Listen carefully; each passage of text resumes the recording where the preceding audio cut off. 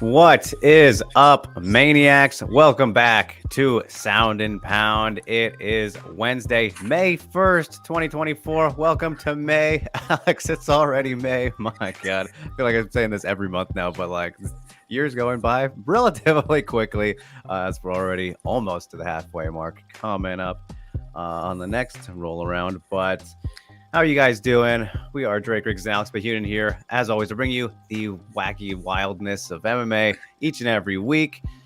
And this week, it is UFC 301 Fight Week. So, of course, we will be spending time on that guy, getting into it, looking back a little bit. UFC Vegas 91 and the things that happened this past week. But we're still kind of feeling a 300 hangover in more ways than one. That is for sure. But Alex, here we are. Just are you feeling it too? How are you doing, buddy? I'm good, bro. I'm good. Yeah. I feel like we're both sleepy today. The energy is low. We gotta pick it up. I mean, with this UFC 301 card, I mean, it's gonna put you to sleep, bro. Right? Who cares? Hopefully, with all the knockouts. That's what he means. Yeah. Right. Yes. As MMA is here. Let's go. All right. Good to see you.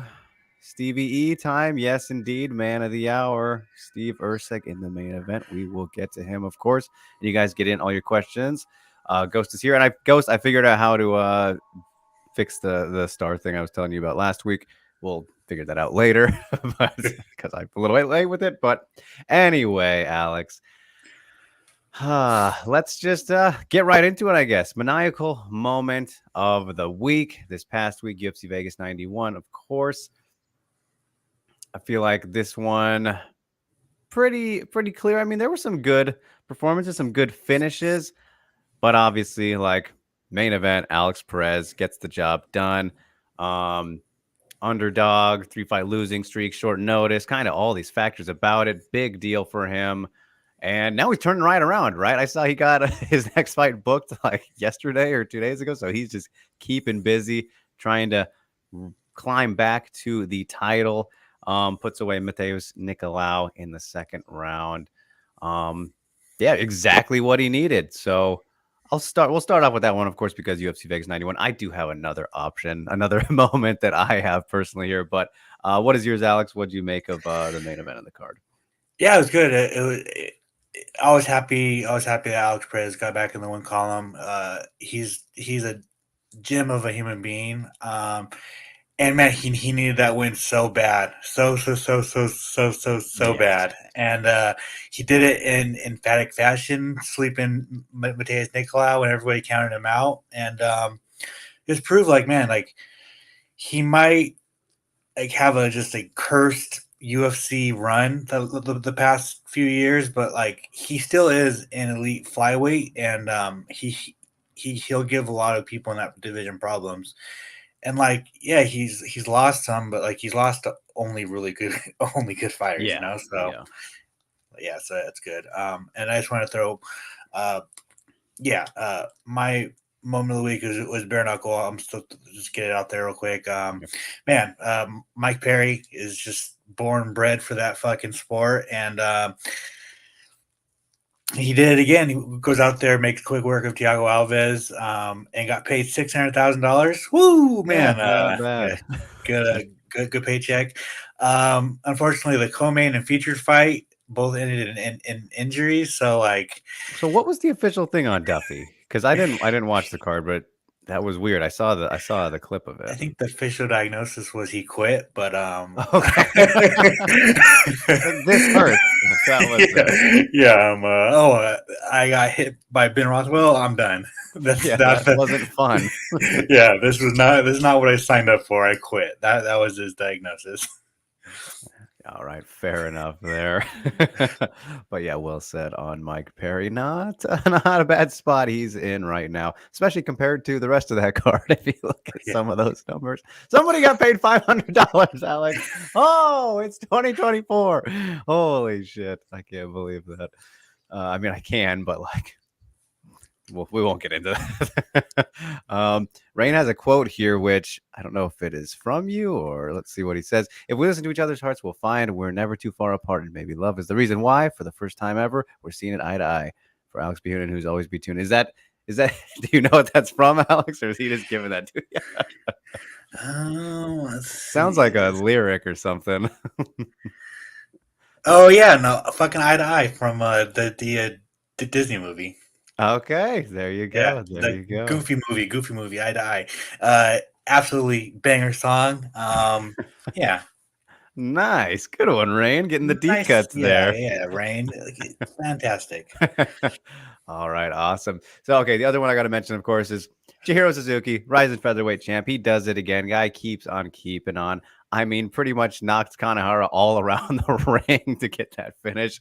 Guy is just on an absolute roll, turning into a complete superstar if he hadn't already become one. And he looks the part, which is like just perfect for his fighting style. He pretty much has that Super Saiyan look, right, Alex? He looks like a character straight out of Dragon Ball Z, and he's putting people away as if he actually is one.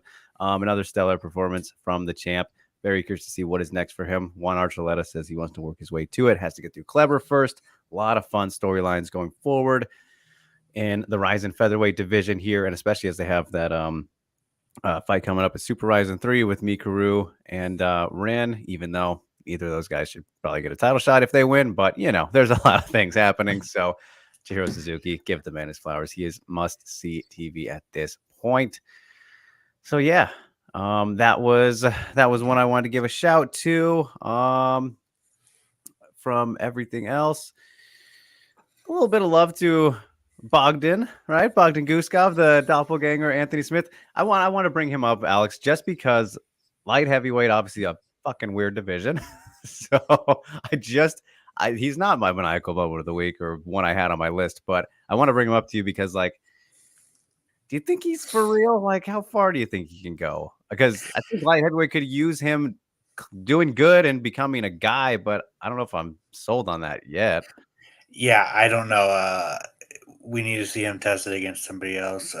Just because like Ryan Spann took him down with ease and held him down, and Ryan Spann does what Ryan Spann does. Kind of And folded. that's exactly what happened. So I don't know. Obviously, there's not a whole lot of wrestlers in that division, so who really knows? I would like to see him get another top contender just to kind of see where his just kind of where I don't want to say like where his ceiling is, but just like kind of test him a little bit more. Yeah. But I mean, a win over Ryan Spann's good, Mm-hmm. and knocking out Ryan Spann's good. So yeah. So, did you have a name in mind for who you'd match him with next? Where would you like to see him? Let's see. Somebody above Span, obviously. Yeah. I would like to see him fight Nikita Krylov. That's the fucking grappler. Perfect. Yeah. Like, and I don't know where Nikita is. It looks like we might need to put him on a milk carton because Put he's gone. out this signal. I mean, another one. I mean, he wouldn't fight him because he trains with his brother. But like Johnny Walker is an interesting matchup. I mean, also. I mean, just have him fight Anthony Smith. Like we all want to see it. Do it. Like, just get Win it out or of the lose way. this week. Yeah. Just do it. So I think Nikita Krylov is probably the most logical one, just to kind of see his grappling. And if he gets past Nikita, then it's like, all right, then you fight the Rakic's, the Yuris, the the Jamal Hills, whatever. I think who did Reyes get booked against? Remind me. Dominic Reyes got matched up against. I this just came out, but it was kind of a little blip on the radar. Who the fuck is he fighting? And I don't want to even look it up. I want to. Okay, I'll look it up. You see if you can remember. Fuck, it's not Oberg. That was canceled. Oh, Jacoby. Nice. Okay, yeah, right there. I think the winner of that one. I mean, I don't know if that's as much of a step up as it wouldn't. Yeah, it'd be more of kind of maybe around the range, but I think that could be an option. But I think Krylov's probably the perfect one, like you said there, just stylistically for sure. Could tell us a good bit there, and total veteran as well. I mean, it's also like what the UFC wants to do. Like if you want to keep giving him highlight reels, like just keep giving him strikers, right? But if you really want to get behind this guy, then you give him somebody like Nikita to just see how good he is. Yeah. Which It'll be interesting to see what they do. But Synchro asking, what do we make of Alex Perez? He looked bad against Figgy and Pantoja, but did really well against Mokaev and pulls out of multiple fights. Not as weird of a career as Ray Borg, but definitely weird for all the pullouts. Well, I mean, kind of like Alex said already, like these are really good guys that he's been losing to, and the Mokaev one again. There is an argument that he did win that And fight. both those losses, or the against Pantoja and against Figgy, he lost within the first 3 minutes of the fight, right? So Mm-hmm. he didn't even get going. So who knows how those fights would have played out if it got out of the first, like if you survived the 3 minutes, right? I mean, it's now we're talking fantasy, right? Yeah, Because the yeah, fights happened how they happened, but yeah, I mean, I think Alex Perez is still an elite flyweight, and he beats a lot of people in that division. So yeah, so it's gonna be interesting. I'm really interested in the Tagir Ulanbekov fight because they're both really good wrestlers. So are we gonna see them both on the feet? Are we gonna see who gets to rely on their wrestling more? Like it's a kind of a fascinating fight. Plus, like Alex is putting his number 5 ranking on the yeah. line against Tagir, right? So props to him, dude. Like he could have easily, which he probably should like take some time off because he's fought so much. But maybe he's like, because Keep the momentum rolling. yeah, just keep them in. And he says that like he doesn't really listen to the critics, but I think deep down he's like everyone's talk shits about my pullout thing. I'm gonna I just gotta keep speed it up. fighting. Yeah, exactly. So Yeah, and I mean, we've kind of seen things like this before where a guy has been one of those, decent contenders, and then something happens, they get that one win, and it just kind of sends them off, and they get on a streak. So that is certainly possible with him, and maybe that's what he's trying to channel. I think a tough matchup, though, again, with to gear for the guy to turn around to, but props to him for sure, wasting no time at all. So I'm very curious to see how the Alex Perez saga continues to unfold. Todd says on the Jackson podcast, Manel Cape and Rampage talked about the canvas being slippery and shoes not being allowed. John Jones broke his toe. Cedric Doumbé got a splinter in his toe. So those are only 2 instances ever, Todd. But I appreciate the examples. I mean, I don't know exactly what they were saying about it or the slipperiness, but I don't think it's bad enough to warrant needing shoes or anything like that. Of course, Manel did fight with shoes in Ryzen a couple times. I don't want to say you did every fight, but yeah, that helps with that kind of thing. But point is, we're definitely not seeing shoes in the UFC anytime soon, so we can put that one to bed. And yeah, Rain says from the Goofy movie, one of the best songs ever. I haven't seen that movie in so long, man, but like now I want to go back just from the mention of it because I watched the shit out of it as a kid for sure. banger song, eye to eye, bro, eye to eye. Mm-hmm. Jimmy asking why is Suzuki fighting a 40-year-old? He's very good and should be fighting better opposition. Well, here's the thing, Jimmy. Though, like it made sense actually. I've seen people who have nitpicked and made criticism about this win or the fight, which actually they weren't saying shit before the fight. They're saying it now, which is pretty annoying. But Kanehara beat Kleber, like he beat the guy who was there. It actually made sense if you look at how they got to that point. So the age didn't really matter. If you're winning at the age, doesn't really matter. Look at Yoel for a long time. Miu when she was still fighting. There are examples. Glover, obviously. I'm not saying that this is directly at you, Jimmy, but people are bringing this up now, which is really dumb. All right. Well, as I got to scroll through here. Thank you for mentioning. Okay, let's move on to the underrated moment of the week. Alex, I will let you start with this one because I have one that I can't wait to talk about, and you might say it, but give me yours, my man. I just want to highlight Chris Padilla Taco. Mm. He was on the MMA Prospect of the Month Yeah. a couple months ago. I'm gonna say I'm not gonna toot my own horn, but I've been pretty Pretty good. fucking good. I've been pretty good on my Prospect of the Month. I'm not saying that I got Taco signed to the UFC, but What? I'm saying I got something. I'm not saying me, Yeah. but it's probably me, but and he went in there and did it. He did his job against someone who missed weight, and he was an underdog.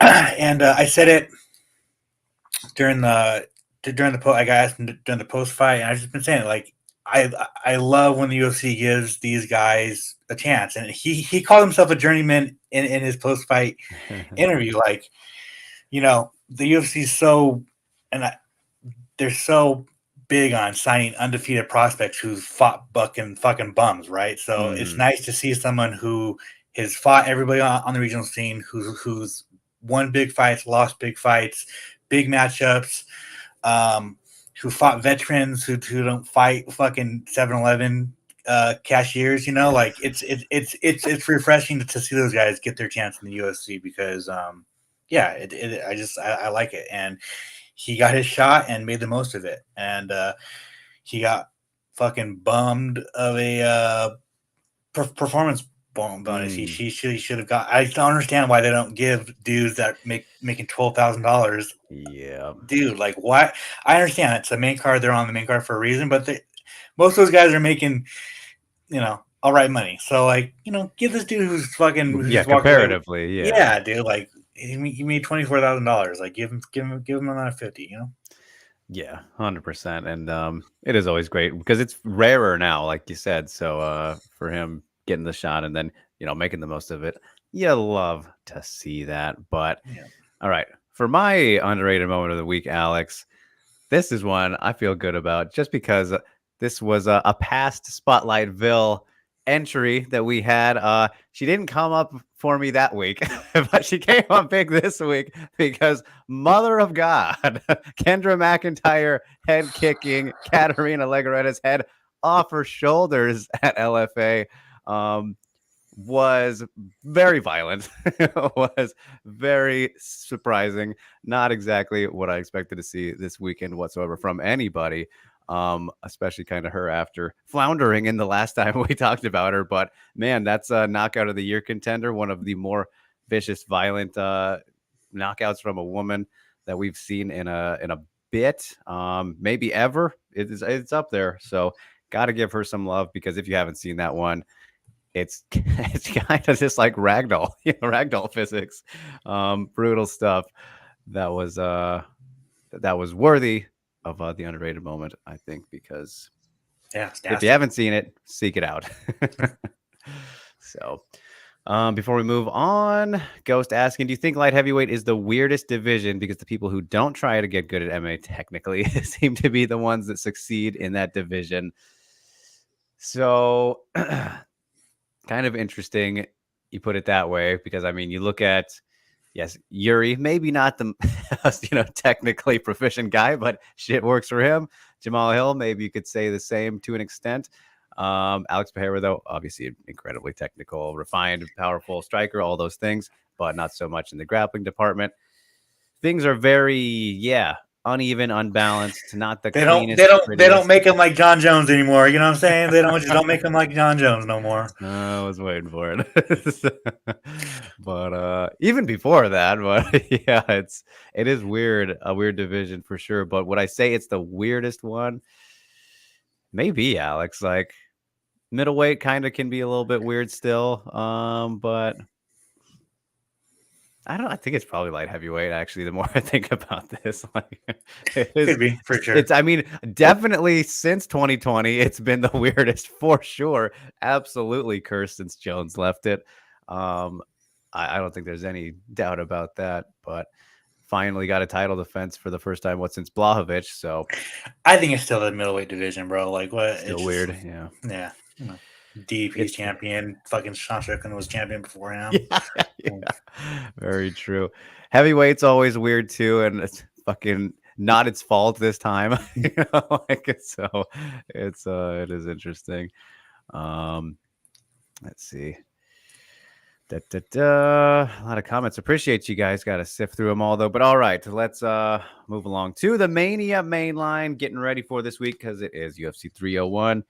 Not, of course, the greatest pay-per-view of all time, but I still think there's a lot of good fights on this card, Alex. I like it a lot. I think it's a solid card, not for a numbered event, but it's got some good ones on it, I think. So I mean, it's a Apex event in Brazil. In Brazil, baby.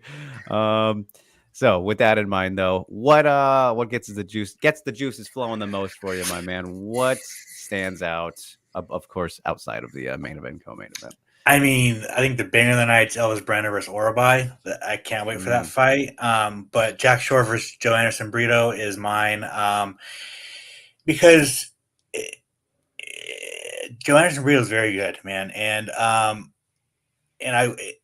and I'm a big Jack Shore guy. He's my dude, and so it's the second fight at featherweight, and he looked good in his featherweight debut against Makwani Amir.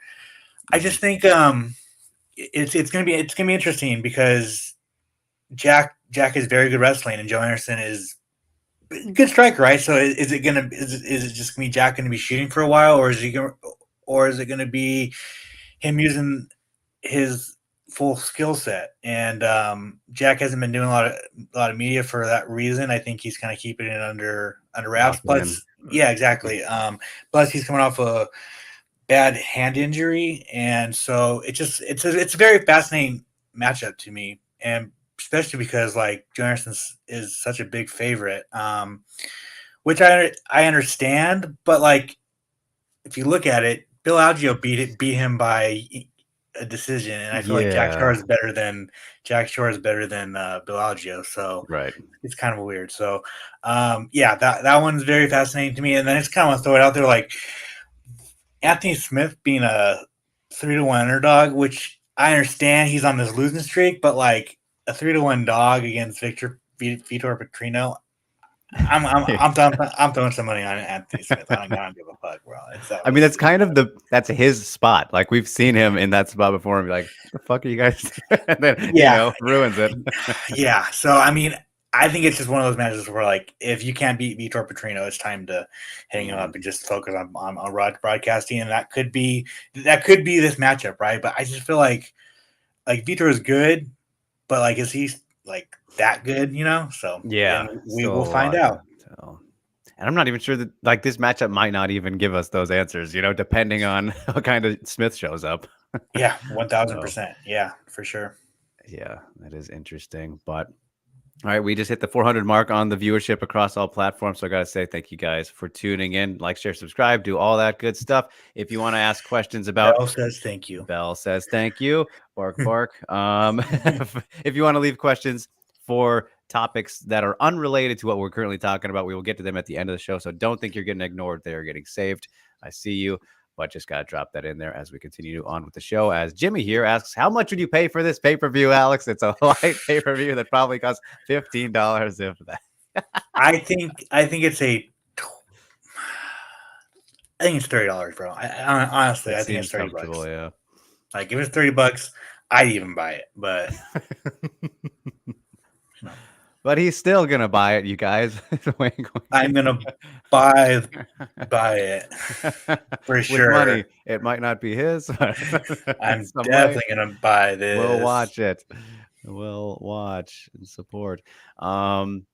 Rio asking, was Alex Pereira versus Hill supposed to headline this card? That would have sucked for Hill because it would have been the second time he would have had to go to Brazil. I can say yes, it was. That was the plan. Yeah. That was the plan. Made too much sense. Yeah, that was the plan for sure. Yeah, then obviously had to pivot because of those dastardly middleweights again. TDP and Adesanya throwing it off. Okay, but for me, my main line choices here this week, I got to tell you, you didn't mention this one, Alex, and I'm kind of curious why, because I feel like Michel Pereira, the more that the guy continues on, I'm getting more intrigued by him. He started off not on the best foot in the UFC, fun and wacky at the height of his showmanship, really, but now he's just kind of rolling through everybody in fucking really great fashion. Just has been a matter of pinning down the division and getting the weight stuff in check, but taking on Ihor Potoraya. His name always kind of confused me with the lettering there. I feel like this should be the same thing again, but yeah, you never know kind of with Ihor. Kind of depends on how he shows up as well. He's a little hot and cold at times, but this could either be a pretty ridiculously like sloppy banger, I think, or Pereira's just going to starch him pretty nicely. Vintage. I think it's Brazil going to be very sloppy. I think it's going to be sloppy because both they just come forward. And yeah. I don't think neither of them are going to shoot, so it's just going to be whoever lands first. And that's why I'm excited for it. So I look forward to that. And then I'm very for multiple reasons here, and we'll talk about one of these individuals after this segment. But Carolina versus Yasmin Lucindo, this is new guard, old guard to a T. I mean, Carolina, right when you think she's done, she rattles off 4 victories, gets back. You want to talk about the momentum I mentioned earlier with Alex Perez, Carolina Kovalkovich. Who would have thought? I mean, I never would have thought she would have got a single win again, but she's gotten 4 in a row now.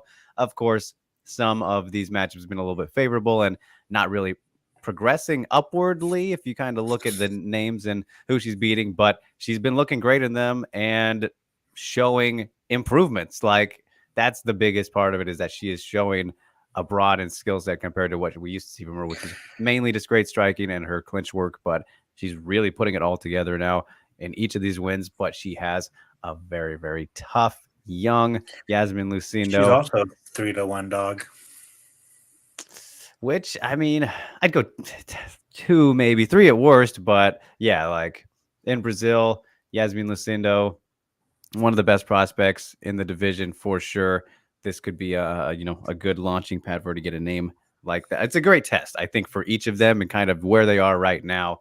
And if they can get past the other one, it will tell us a decent amount. Not a super whole lot, but I think it should be a fun one with how they've each been looking. I mean, Yasmin's been looking good for a while, but KK 3.0, 2.0, whatever she's at, she's been looking good. So I'm looking forward to that one. But all right, let's talk about the co-main event. Alex, let's make our picks and predictions for Jose Aldo versus Jonathan Martinez. A little bit of heat on their stare down today at Media Day, if you saw that before we hopped on. What's the read? What's the feel as we are a couple days away on the co-main event? I also just thought of something that's going to go into my tidbits, but last time Ihor was in Brazil, he fucking did that Fortnite dance over Shogun. So. Oh, great. Please, Behera, save us. This is interesting. I just don't know. I mean, I think Jonathan Martinez is really good, and all this goes like Jose Aldo's. I just don't know how, like, where he's at, right? Like, he's looked good in his. That's fucking funny. He's looked good after his Merab fight, and if you really look at it, like his losses, I mean, prior to that Merab fight, like he was looking good, and Merab is just, there's an argument he's the best bantamweight in the UFC right now. So I just don't know. I don't know, and I don't think anybody knows just how, like, where Jose Aldo is, right? So obviously a prime Jose Aldo would have definitely beat Jonathan Martinez. Waxes him. But who knows where he is. And like it would have been interesting because Jose really stopped using his leg kicks. Like that would have been my fascinating. Like who has the better leg kicks, right? Like Jonathan Martinez has some nasty leg kicks. So I don't know, man. Like I really hope I hope, but I know the MMA gods just they're not going to let Jose Aldo win in Rio. It's not going to happen. It's not going to happen. Sorry. And I've already kind of talked with them, and they said we really want to, but sorry, bro. Like MMA is going to break your heart. So, John Martinez be a fucking. I don't think he's going to finish Jose Aldo, but it's going to be like ED maybe. Interesting. Yeah. I like the channeling of the MMA gods. Or I don't like it, but I approve. I understand the sentiment. It's really interesting with Jose Aldo though, because I think that he's been a guy who, like you said, was looking just fine, looking great in those victories up until the Merab loss. And that really, you look at that fight against Merab, it was more of just him getting shut down, really, than I would say like looking bad.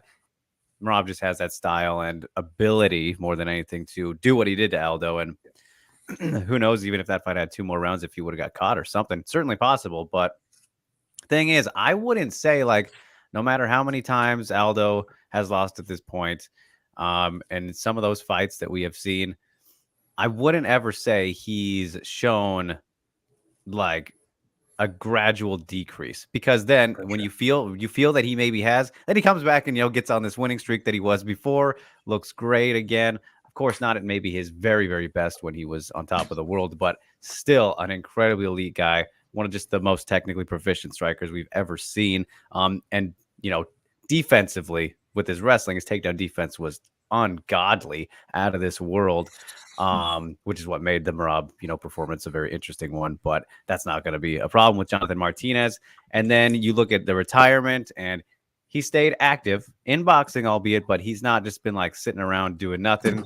Still looks to be in good shape from what we've seen so far. I'm not really worried about anything playing a factor in that regard. So honestly, I expect to kind of see the same Aldo that we saw, in 2022-ish, around there. And against Jonathan Martinez, this is absolutely a fight and a matchup that he should be able to win if he is that same guy. And again, I feel like there's no reason to believe that he is not. It's just a matter of, we'll see how he deals with those leg kicks, which Ghost brings this up here, which is good at Aldo, good at checking kicks. So he might not need to throw a single strike against Martinez, who throws the hardest low kicks ever. I'll just hurt him with his own checks right there. Martinez might end up with a broken shin bone without even throwing a single strike, because it's always a southpaw ortho matchup, so it's ripe for it. If Ghost just predicted something right there, that'll be pretty nuts. We'll see how that little battle plays out. But yeah, with Aldo, he's just a cleaner, more experienced guy. You look at level of competition, not that Martinez hasn't fought good guys, but of course, overall careers, it's not much of a comparison. Seems focused, though, if we're to go off by today, ready for this big moment in Brazil, all these factors. I think we'll have a good time. We'll have one more happy ending, Alex, to the Aldo run in Brazil in MMA. If it couldn't be the WEC super fight, damn it, at least give us an Aldo win, because I wouldn't be rooting for him in that one, of course. Sorry, brother. MMA gods are not going to let that happen. So I don't think he'll finish Martinez, though, but I can see this fight looking pretty similar to probably the Chito Vera one. Is kind of what I feel a little bit similar to. But you're so sad about it. Nope. Todd asking about the views. We are at 499, so keeps climbing. We appreciate you guys so much. All right, let's move on to the main event. As Rio asks, have we talked about Steve Erceg looking like Steve Carell? Open up Grapple posted. It is quite funny. No, we haven't, but he kind of does. The Australian Steve Carell, that's for sure. But man, here we are. The flyweight title fight, Alexandre Pantoja, Steve Erceg.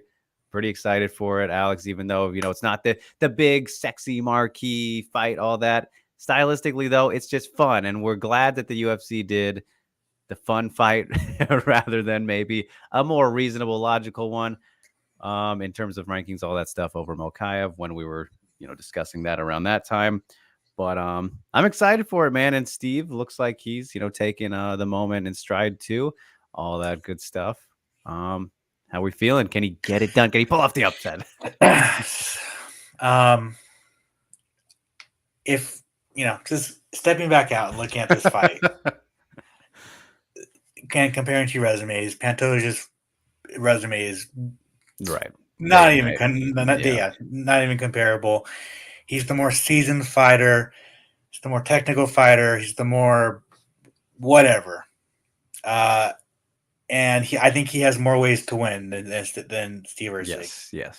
That being said, Astro Boy's gonna fucking win this title and then defend it in Perth. Let's fucking go. Oh, shit. I'm not gonna break down how he's gonna do it. He's gonna do it, bro. Steve Erceg. I love it, coming with some fire there. A good old prediction. Yeah, I mean, it's interesting because this fight, it reminds me a lot of I don't want to say kind of the Royval rematch, or because it doesn't remind me of that. Pantoja versus Royval, that last one he was in. But I just feel like it's going to be a similar one to where Pantoja, he's, doing fine on the feet. Or maybe here's an example. I think maybe not to the same, specificities of Weili versus Yaonan, but I think we'll see it where we're kind of surprised, from just a glance that Erceg comes out there and starts outstriking him and doing a little bit worryingly well for Pantoja, to where he just starts heavily relying on his grappling and kind of, I, I will say overtakes this, there. obviously Steve knocked out Schnell's last time, and he's used his wrestling, but like he has very good grappling, and he showed that on the regional scene, and he's just very, as much as Pantoja's well rounded, Steve's very very well rounded too, and he's keeping getting better. He's Keeps getting better. he keeps getting better. Keeps getting better. Yeah. So I mean, I see what you're saying, and Pantoja could probably use his power, like power wrestling, and just kind of keep him there. But like that's the one thing where like Steve can catch him because his jiu-jitsu is very underrated, and we've seen it. There's film out there on it. So like it's a very interesting matchup because like they're actually very well matched up. So sorry for interrupting. No, all good. I agree. That's very well put. And why the fight is so exciting, regardless of the numbers and all that stuff. And I feel like either way, no matter what the outcome is, this is like primed to be a star-making moment for Steve Erceg. Like one of those fights where, man, the guy, he definitely might not be winning or whatnot, but he's showing some crazy heart toughness and like not going away, kind of like that kind of thing could happen in Brazil. All the fun of that aspect to it, but no, I think he does have a very good chance though because he is a very talented fighter overall, but with his striking in particular, I think it's going to boil down to how well he can defend and kind of keep Pantoja off him when it gets into those moments, because as we've seen, he's just a motherfucker kind of when he imposes his will and mixes up his game. But I think if Steve can make it as much of a pure kickboxing match as possible, that's of course where his best chance will be. And there's the thing that we got to think about too, Alex, is like in Pantoja's last fight, right? He slowed down, right? We remember he was slowing down significantly. If that was against Steve Erceg, I think much better chance of him pulling off the knockout than Royval in that kind of situation. But also, we kind of got to. He hasn't gone 5 rounds, has he yet? So that's still a question mark with him. I think he has on the Eternal. Oh, okay. Scene. So a while ago, but all right. Okay. So there's that. And I mean, flyweights in general typically don't have, we don't see too many cardio issues with them, but the fact that there was a glimmer of it from Pantoja, and he admitted to that, is something to watch out for. But overall, I just think the offensive grappling and wrestling abilities of Pantoja will be the X factor for him in this one. So got to go with him. But I appreciate and like your prediction better than mine for sure. I'm taking the realist side. I'm going with the head. You're going with the heart. Astro boy. That would be sick though. Okay, let's play fantasy booking real quick though. Who would he defend against in Perth if he pulls this off? I mean, he's kind of called his shot. He wants to fight Royval in Perth, and I mean, it'd be hard to argue. Like Royval just went out there and beat Moreno. Yeah. So I think that's the fight, and then have Albazi fight Mokaev probably. I think have Albazi fight Mokaev for the number 1 contender. So what is going on with him? Is he just is he ready to come back? Do you know? He's been cleared and he's been training. Okay. So okay, good. He's ready to go. Because I just like, as much as like logically he's on. He ruined everything. Yeah, he did. His injury ruined everything. Fucked up everything. But like, I just feel like you can't give him an automatic title shot. Yeah. Off of his win over Kai France because it was so questionable. Yeah, for sure. So, all right. On that note, before we do move on, though, Todd has a question here around the card. A guy we didn't mention, but explain the downfall of Paul Craig after submitting Magomed Ankalaev and Jamal Hill. Is it because he became friends with Jamal Hill? Well, I didn't know that they were friends now, but I don't think that has anything to do with it. I think it's just Paul Craig is Paul Craig. We've known how he is. He loses until he wins. That's the guy he is, especially against the Magomed fight. He was losing for 14 minutes and 59 seconds of that fight, and then he got the tap against Jamal. Not quite the same. He still just ended up catching something quickly. We were at that fight, Alex. But no, I mean, Paul Craig is, for the most part, the same guy he's always been. I think he's looked a little bit better, I guess, at middleweights. Of course, it's still a new new journey for him, and maybe the blonde will be something special. But I don't think there's been a downfall of Paul Craig. This is just always how he's been, right? I mean, it's just simple. If he can't sub you, you're going to beat him. Yeah. Yeah. Pretty much. If he can't tap you, he loses. Yeah. So that is that. Well, I guess let's do a quick pick then. Do we think think he can pull it off against Kyle Bahio? I don't think so. Kyle Brow's going to fucking smash him up. Smash him. Smish. Well, that's the thing too, is with Paul Craig, is that his chin is such a liability. Like, it's not, if he had like a much more durable, chin, then he'd be like, all right, we would be having some different talks, but just more for a survival thing, I guess. But yeah, that's something to be concerned about. What do we got here?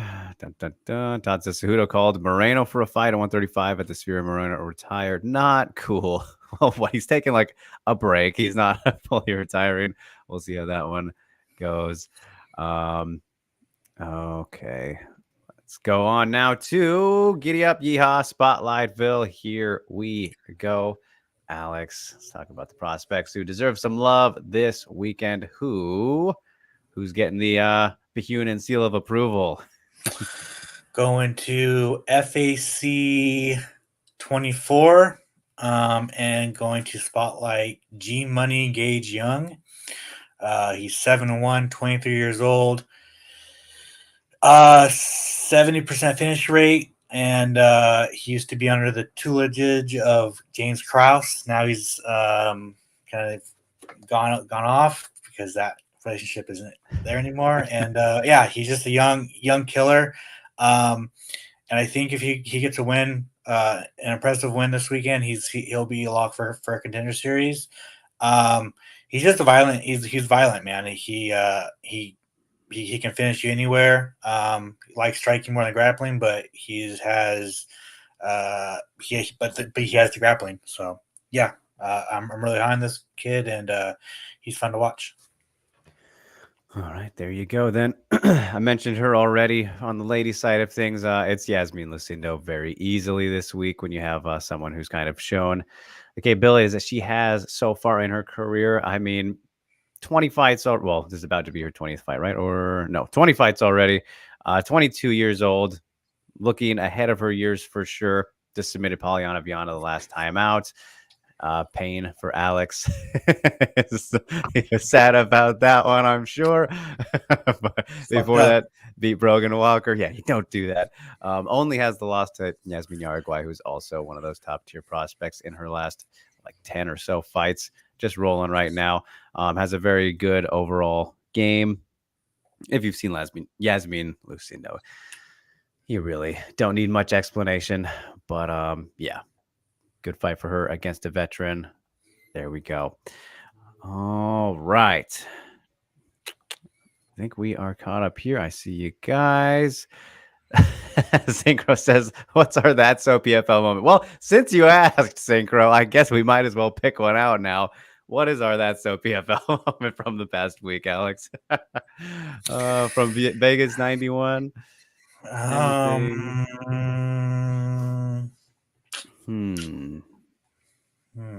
Let's see. Probably. Oh, obviously, Joe Martinez going out. Yeah. And getting replaced and then coming back. That is, yeah. That also, just the fucking prelims being dog shit. That's so PFL. That's so PFL. There you go. Such a mean thing to say, but it's not entirely inaccurate. But yeah, no, I think in terms of the random weirdness, yeah, Joe Martinez's voice going out, and then Charlie Arnold coming in, who everyone has been saying was not that bad. And I mean, yeah, she wasn't. She did pretty solid, I think. So, I mean, it was, for what it was, but not for you. I mean, she's fucking announced the winner. Like, fuck. Yeah. I mean, yeah. It's hard to. I mean, yeah. I mean, on the spot, it's like, oh fuck, but like, she's announced the winner. So fucking give her a fucking Nobel Peace Prize. Big deal about it. But yeah, good for her though, making history. So that's a fun thing. But all right. On that note, you guys, let's go on over to the Drelex Movie Club now before we get to the questions for the rest that you've been dropping us. We appreciate you so much. Let's wait and see if Alvin pops in. He doesn't say anything until the very end once we get talking the movies, which I love to see. All right. So this week I had Project X and Alex had The Foot Fist Way. We're both in the comedy realm for this week. And let's start off with Project X, which, my goodness, what a party that it was. So, man, this was like so you gave me this movie last week, and I'm super stunned that I never got around to it because, of course, it was such a big thing and talked about movie around the time it came out when we were in our younger days, Alex, in our youth. I believe I was a sophomore when this did come out, and yeah, watching it now though, after I've been partying pretty hard myself the past week, so I was like, "Oh, I'm too hungover for this movie right now." But it was a great old time, and I think that is the big thing about it is it's just a fun watch. Like I didn't think it was like that funny. Like there were some good laughs in it for sure, but overall, it's just like it just keeps you invested in the party and what's going on, what kind of chaos is happening. I will say that I had no idea Miles Teller was in this, man. Like that was really funny. Obviously not a big part of it, but like young Miles, who you see him blow up to what he is now to make an appearance in this, like that's really okay. Right on. Good to see. Love Miles Teller, one of my favorites. I thought the found footage kind of element, of course, I got to clarify when you say that it's like it's not, but the camera that's following around the people, the characters. That was a unique way to do this, and I think maybe makes it stand out a little bit more, right? Kind of sets it apart from because it's very super badish in terms of you know the stories. Really, I mean they're trying to just go to a party, have a great time, kind of thing. In this case, it's theirs rather than in Superbad they were going to the party. And that's just your basic movie setup. But whereas this one's following them around, it's like they're documenting it, which I think helped it stand apart from kind of there's of course tons of party movies out there. And what helps this one is kind of that, I think. So that was a unique thing, and I think worked very well for them in this. And I love that they gave they gave the cameraman what Dex or whatever, they gave him like a character Yeah. was, and interacted with him every now and then, and it was always hilarious. But man, it was funny as I'm watching this whole thing, Alex. I can't help but think, having had some in my days, like, just the cleanup is the worst part of a party. Easily, Yeah. not even close. So like as it was like 30 minutes in, I was like, oh, I'm just dreading like that thought of what it would be like. And then we get to the end, which is funny for that reason for sure. As for some kind of main bits in it, I knew that T-Rick would come back, Alex, but I did not expect with a goddamn flamethrower. That was hilarious. Well done by them, and they did a very good job with it too in terms of building it up, because it got to a point after so long. I'm like, all right, this isn't feeling like as crazy as it was hyped up to be. I was waiting for that moment, because hearing about it and all that stuff when it came out and whatnot, like, yeah, crazy party, all that stuff. It didn't seem like it was there, and then all of a sudden it kind of just goes to 100 out of nowhere, and just the whole neighborhood, this madness. And it gets you going like, holy fuck, with each new step, which is why it's just a good old fun time. And I will say the Rob subplot with the security kids was hilarious and one of my favorite parts of this thing, because the little security boys are like 12 years old, and just the thought of like that doing something was amazing. Yeah, just a lot of good little kind of, not Easter eggs, but there's so many nuggets to this movie. And I will say Costa, just the worst little douche boy. We've all known Acosta, but he is perfect for this setting and all of the stuff that he did. And had a bitchin' soundtrack, Alex. Had a fantastic soundtrack, which I'm not surprised by, but lots of great tunes in this one. it was just very well done. It was a good time. Like, I don't think it's the best movie ever, of course, because it's kind of hard to be in this case, but an insanely comfortable 7, probably. One that I think has great rewatchability. Like, I am curious to see some things I might have missed, but it's just fun. It's just a fun time. And, you know, I think that everyone can relate in some way for the most part. Of course, at certain moments of the movie, not like the end, of course, but it's yeah, and it makes you feel good too, kind of by the time it does come around, even though things get very chaotic. So, uh, yeah, it was it channeled some things, it channeled some things, but it lives up to it. So, Sweet. yeah. Did you say that you saw it in theater when it Yeah, came out? I saw it in the theater when I was in rehab. Oh yeah, wow. Like fuck. Yeah, Uh, yeah, no, but yeah, it's just a super like entertaining, chaotic movie. yeah, it really was, and I love the bit at the end. I don't know why this one just came to mind, but there was like the one like old dad guy that was there with the mustache. You remember? And Yeah, he's like partying, and then they're talking to the neighbors, and his wife's like, you know, who would be a part of this kind of thing? And he's just there like, what? He's like Flanders, dude. That's who he looks like. yeah, one thousand Oh, it was percent, one thousand great. percent. So funny. Um, Rio says, I saw Project X when I was in college. Did it feel like an insane version of Superbad? Pretty much. Like, yeah, there were a lot of parallels to it. This was much more focused on, yeah, the party itself than Superbad was kind of getting to that point and, you know, is what it is. But it, yeah, I think I'd see a lot of similarities, as I said. Says Drake, are you the proverbial party animal? Please pronounce party animal like it's the first time seeing that word. I mean, geez, Saturday night was a rough one for me. To an extent, to an extent. I mean, again, it's hard to get to something of that level, but I've been to my fair share. Um, yeah, the flamethrower scene was, I mean, because it was funny. There was the moment when he was talking to his dad when uh what was his name? Thomas was talking to his dad on the phone, right? And you see like fire outside. And I was like, what the hell is that? So they like tease it that something's going on. And then yeah, I did not expect that at all for it to be T-Rick. I knew he'd come back, but didn't think that way. And then he lights himself on fire and he survives, which was very hilarious as well. Uh, yeah. Miles Teller being an ex-dealer. Yep, yep. Good stuff there. I feel like Drake is the type of guy to Project X in his house. That's fucking funny. Don't give me any ideas. Do you think one of the characters killed their parents in the end, like the credits implied? I didn't get that at all. No.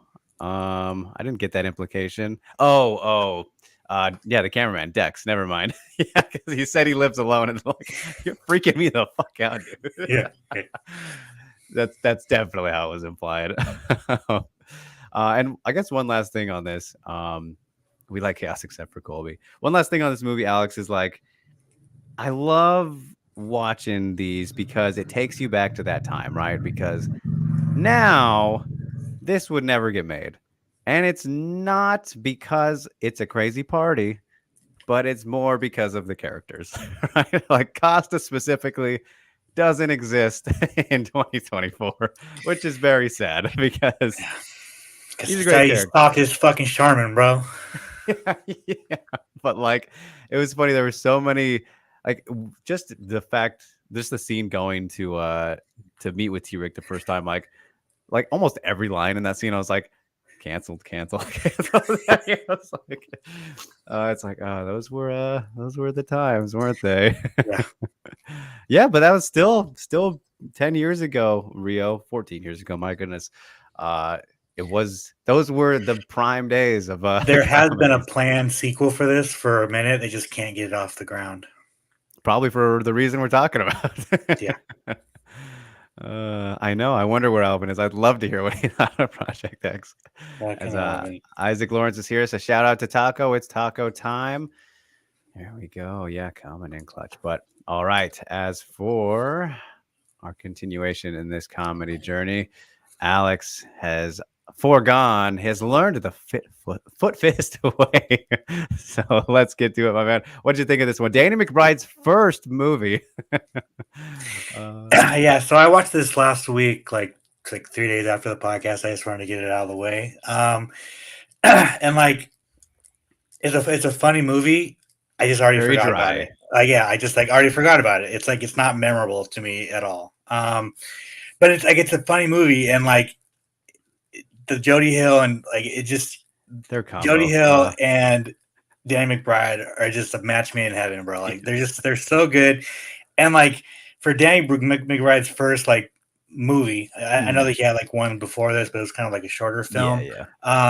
It's just like he came out of the gate swinging for sure. Yeah. And then he's just a hilarious guy, and like any Danny McBride movie, like you're gonna at least laugh at least a couple times just because of him. Like he's just so funny. But yeah, I mean, other than that, like it's just like it was funny. Like there's funny bits in it and stuff, but I don't know. It's just like it's super forgettable, and I'm not gonna remember it. Like if someone says like, "Have you seen that movie?" Like, oh yeah, I've seen that movie, but I can't tell you anything. You know, like right. It's just one of those for me. And it's not necessarily a bad thing. It's just like I have so much in my head. Right. It's a big library. Yeah, 1000%. But like, yeah, it's a great comedy for people who enjoy subtle humor. You know, like I think that's the perfect. Oh, and especially if you're like a Danny McBride fan at all, it's a must see. You know, just to like have in your catalog for him. But man, I'll tell you though, Alex, this movie has one of my most used quotes throughout any movie I've ever seen, and I'll tell you, it's from the dinner scene when he's like, "I'm so hungry I could eat a grown man's ass." I've said that countless times since I've seen this. I wouldn't doubt it that you've said that to me when you're fucking hungry. Probably. But that part was just so funny to me because it was like, you know, he's trying to be funny and comfortable, and he's just the most awkward dude out of like confidence in a way or lack thereof. But yeah, it was a great time. And of course, the karate elements are fun too. But yes, Foot Fist Away. If you're a fan of Jody Hill and Danny McBride combined, or just one or the other, you got to check that one out. They're perfect. So it's a solid 6 out of 10. Like it's not bad. It's not it's a funny comedy movie. Like if you want to laugh, put it on. You know, that's really, you know, for sure. But all right, let's move along to this week, as this is our last week before Kingdom, right? Kingdom is next week. Got to get the timing down. Yeah, bro. I think so. Yeah, I think it's May 10th. Kingdom. So that's next Friday. So we can do that for next week. Let's fucking go. Let's go. But before then, I'm gonna stick with keeping you in the very same line here, unless you've seen this one, of course. But The Art of Self-Defense, Alex, with Jesse Eisenberg. Sounds familiar, but the art 2019.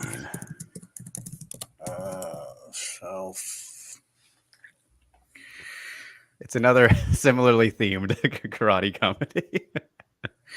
No, I have not seen that. All right, perfect. I wanted to give you these back to back because of what they are. So looking forward to hearing what you think about that one. But all right, what do I get then? Yeah, there's so many ways. There's so many directions, dude. Like so many. Like, do I give you a classic? Do I give you like one that's like one that I really like? Do I give you just like a really good movie? Let's see. Have you seen Blade Runner? The original? The original Blade Runner. I have not. I've been meaning to. Meaning to.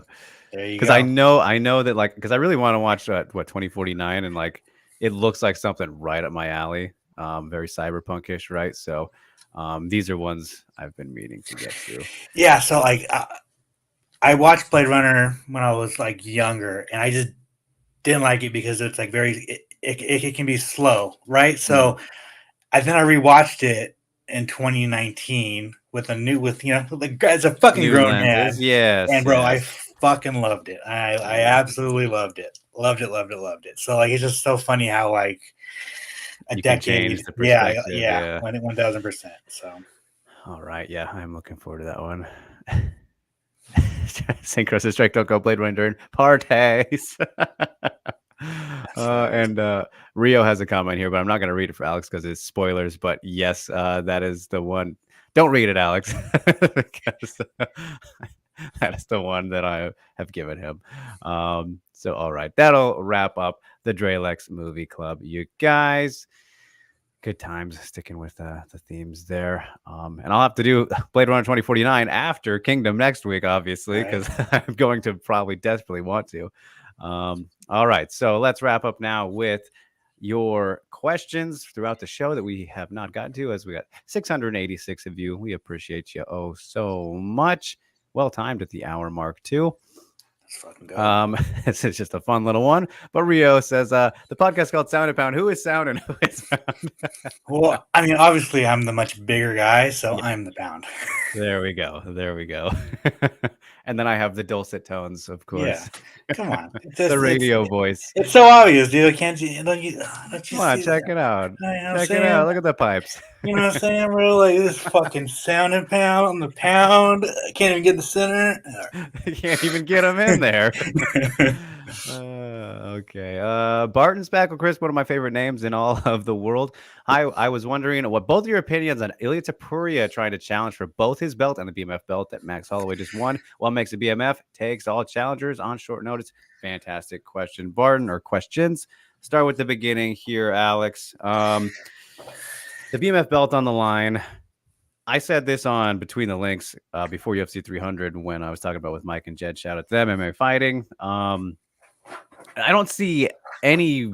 There's zero reason. There's no point, and it's a stupid idea, really. If they were to do from business aspect, from a Max perspective, there's no point in having the BMF title on the line because then it just takes away something from not just Holloway's leverage for things and big fights and whatnot, but the UFC for if they're in a pinch and they need something to fucking headline or whatever. That there you go, BMF title fight, whatever. So yeah, it doesn't make any sense to me. I guess why Ilya wants it. It really does nothing for him other than saying he's a BMF champion, right? But I don't know. What's your take on this? He doesn't qualify for that belt. So yeah. He doesn't. I mean, like if the next person who should fight for that belt is like Rafael dos Anjos. Like that's like someone who should definitely fight for that belt next because he qualifies for it.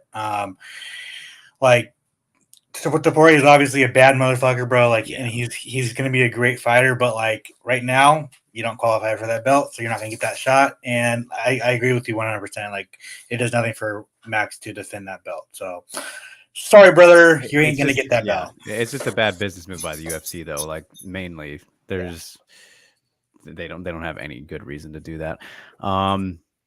Rainiel Urge, good to see you. Is 165 really a thing? I saw Luke Thomas make a segment on potential rankings on it. No, it's not. But no, it's definitely not. Yeah, I don't know why people have to like bring that rumor up every single time there's a fight like that.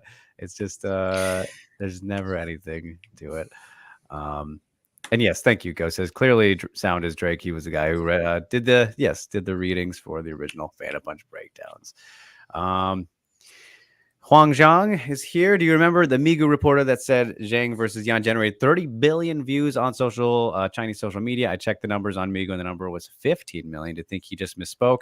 I mean, it's not the first time he's put out those numbers during a Weili Zhang fight week. He's actually said those numbers a few times. Okay. So I think maybe he's just trying to get a good reaction at Dana or something, or maybe 30 billion views is a fucking a lot. I mean, just like movies and music, right. And like those. It doesn't quite make sense. Yeah. Not even 15 really makes sense. He said 15 million rather than billion. Okay. Yeah, that makes more sense. yeah, that makes sense. But 30 billion views on a fucking MMA fight, I don't even think the timing of that makes sense. Like, I, That's more people, many more people than in the world. bro, I don't even think Yeah. fucking 2 billion people don't even know what the fuck an MMA is, bro. What the Right, fuck? right. Yeah, that's could be lost in translation or something. But they, I don't remember specifically what they put in, what Dana put in that video he did after, but it was something similar to that, right? Um, Todd asking, calf kicks is the thing, or the calf kick is the thing now. What will be the thing in 5 years? The new shiny technique. I mean, that's kind of a Uh, hard thing to a say. liver punch, bro. Duh. Yeah, yeah, of course. The heart punch. Something crazy like that. Um, yeah, I don't know. That's a really hard thing to predict. Like the calf kick was always a thing. It just didn't get really popularized until more recently, of course. So yeah, I'm not sure. But I did put this one here just because James getting a little fiery. It's okay. Get him, James, get him. What the fuck did you say? Zhao Nan outstruck Wei Li. Dude, the striking stats on that fight was 275 to 76 in favor of Wei Li. Honestly, tired of this BS where people started to downplay her skills. Not what I'm doing, not what is happening. And you're saying those strikes when clearly, James, plenty of those are from the grappling. Those are from ground strikes. So that is not even what I was trying to get at. But if you are telling me that Yan Jiaonan wasn't getting the better of her on the feet, then that is what it is, I guess. I didn't say she was outstriking her overall, as the numbers will tell you, but all of those numbers are not specifically on the feet. And I don't even remember what I just said earlier, but I know it wasn't as crazy as it may have seemed. Anyway, Rain says, my favorite Manel Cape highlights is the one from Ryzen where he gets knocked down by Horiguchi multiple times. What's your favorite Manel Cape highlight? Yeah, not the most popular guy these days, Alex. Putting himself in a position that, I mean, I guess he's kind of always been in, but favorite Manel Cape highlight. I mean, I just have such fond memories of Ryzen 20 when he became the champion, beating Kai Asakura. So for me, that's just kind of the one that always stands out. I get though why that's one that you like, Rain, but hard for me to go against his title winning victory. Is there a specific one you have, Alex? I think his head kick knockout of Urson in Ryzen. Yeah, that was a good one too. Yeah, his Ryzen fights, they were a good time at bantamweight. So Do you think maybe the fighter who main event Ryzen this weekend? Do you think there's any chance he goes to the UFC at some point? Suzuki. Oh, Yeah, or you think Ryzen's going to keep him for as long as they can? it's really that's a great question. It's interesting with him because you look at guys like Kai, for example, right? Who even he's still been doing teases and saying he's interested in going to the UFC, but like he's not in a point where he needs to because he's fucking raking it in like from outside stuff, which Suzuki's not quite there. He's purely like a combat sports superstar at the moment, but starting to reach out a little more. Thing with him though is he's like 25, I think. Let me check. He's still a pretty darn 24 years old, right? So he's a guy who I think you look at him comparatively to Kai, and like them taking Kai would still be amazing, but you look at the difference in gap because I think Kai is 30 at this point. Just double checking my numbers here. Yeah, he's evenly 30, so still like prime time to get him if he was to jump over. He's currently the champion again, but I think because of Suzuki's youth and where he's at right now, looking how he's looking, once contract time comes up, fucking weigh those options, man.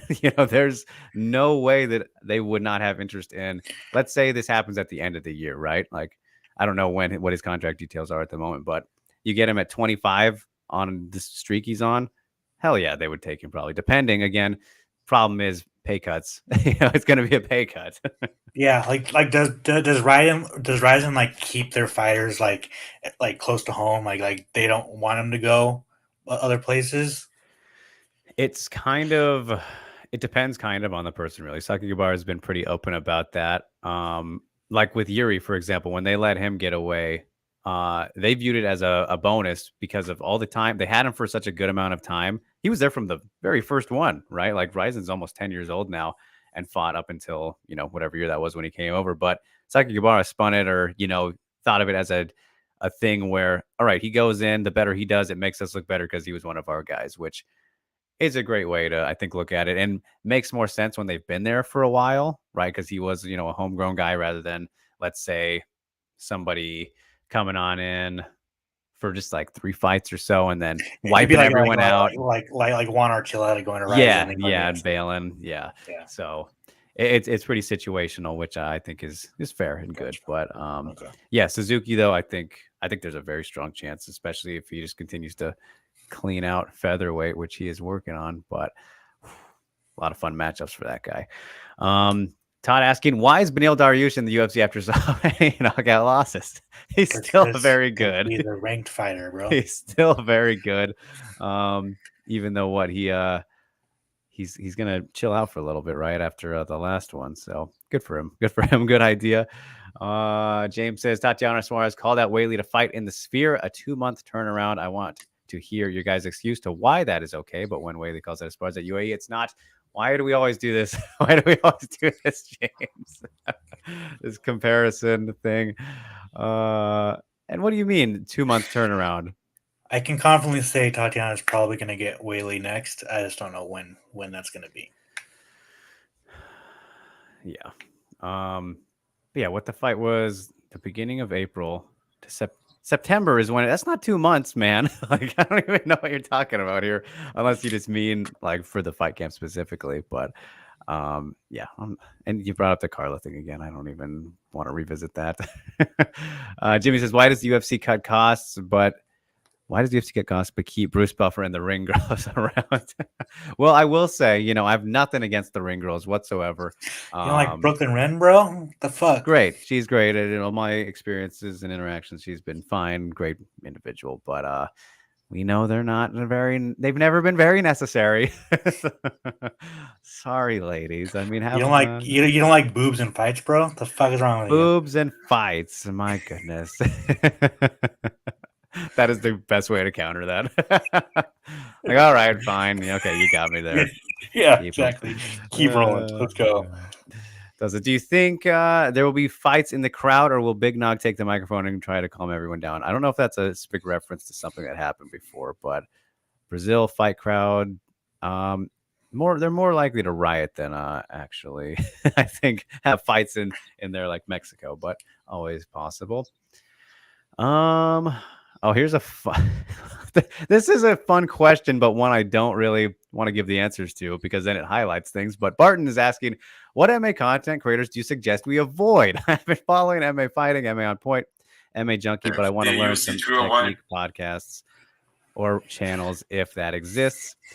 So those are all good spots, good websites and everything, Barton. But you say people to avoid. I don't want to name the people because then we're, mentioning them, and we don't want to do that. So I'm just going to say the YouTuber guys, right? The ones who are very clearly, I don't know how to describe it, but help me out here, Alex. There's a type of people who are making their videos and they're very clickbaity. Garbage. There was some real ridiculous stuff that came out recently. I won't mention, but you know what I'm talking about from this past week. Are you talking about Imminent Guru? No, don't say the name. But I think you're in good spots right there, Barton. And again, it always depends on what exactly you're looking for. As you said, technique podcasts or channels, if those exist. I know everyone loves Jack Slack. I have nothing against him. Don't really watch any of his stuff, but Dan Tom, of course, good guy there. Dan Hardy does good breakdown stuff. With this Open Note Grapple guy, I still haven't really watched too much of, but if Ghost is suggesting him, then give him a look there. But any suggestions for Barton, Alex? And in your subs, what's in your subs? I mean, I just really, if I'm going to sub to like MMA, I like Inside Cage Fighting. I think that's what it is. INC, Yeah. the INC, I like that. I'm more of a documentary kind of YouTube viewer than a technique viewer, so I'm not the best guy to ask for this question. Right, Fair enough. Fair enough. James says, "Hey, Whaley head kicked Jan in the 5th round twice, but hey, ignore that, right? Okay, she got 2." Cook James, cook him, bro. And she won. So I like. No, I'm not even gonna. All right. What do we got here? If Cyril Gane decisions Tommy Aspinall, will John Jones give a rematch to Cyril Gane? Doubt it. Highly doubt it. That would be the most petty John Jones thing ever. But Cyril Gane is not fighting Tom Aspinall next. No. I can tell you that much. No. Manel Cop said that the UFC forced him to go to 125. Interesting if true. Yeah, I'm not sure about validity there, but that's a claim. James says, seriously, what is this? Remember when Maya won a round against Valentina and nobody cared? But when Xiaonan wins a round against Whaley suddenly criticized for a fight. No, people criticized Valentina as well. I mean, if you remember the commentary in the middle of that fight, yeah. My goodness. Okay, so again, it's okay for other challengers to call out champions when it's not Whaley. Got it. I don't even know what that one means right there. John Dodson said that UFC forced him to go to 135. Well, he fought at 125 first, so there's that. Yes, you did say you're very angry and irritated. I see. As Ghost says, Open O Grapple is one of the best. He helped me scout for Whaley's fight, so big ups to him. There we go. All right. There we go. We'll wrap up the Q&A on that note. Appreciate you guys always, either way. And I gotta roll the music. I'm all scrambled now. Okay. Well, thank you so much for tuning in, you guys, as we get ready for UFC 301 fight. Well, it is fight week. Get ready for the event. This week, we'll be bringing you our regular coverage. Of course, Media Day was today, so we'll see what's going on there. Dropping the stories on the website. Don't forget to like, share, subscribe, do all that good stuff. At @DrakeRiggs_, at Alex Bahunin, at MMA Mania on all the social platforms out there. To all 764 of you at this exact moment, we appreciate you so much across all of them. In terms of our shameless plugs, we spoke to Saba Hamasi last week's show, which was a good old time with the Sleek Sheik. I mean, good time chatting with him, but not about a good thing. So if you missed that, somewhat of a delicate subject, we hope he gets taken care of as soon as possible. You can read about that on the website. You can go watch the thing. They're all tied in together. So just go to mmania.com for it. Then I spoke to Ketlin Vieira, I believe shortly after that. It was Thursday, I think, and that came out right away. So she says that Kayla Harrison's turned her down for 303 or what, 302? No, 30. I don't remember. One of those two. Either way, she is not happy. She wants a big fight before getting a title shot. Good stuff with Ketlin. And have some other stuff in the works, of course. But Alex, what do you got coming this week? I have my tidbits that will be out, and I have a very juicy Patchy Mix interview that I did yesterday at Extreme Couture. He's finally coming out and saying that he is the best bantamweight on the planet, and so that'll be out soon. All right, looking forward to it. And I don't want to end on this note. I don't, James, but he says that I gave Whaley crap about calling out Carla. I think if I remember correctly, the specificities of this was all I said that was what Whaley was coming off of. She was coming off of one win. That was all I said. I wanted her to get like 2 more wins at least. That was all.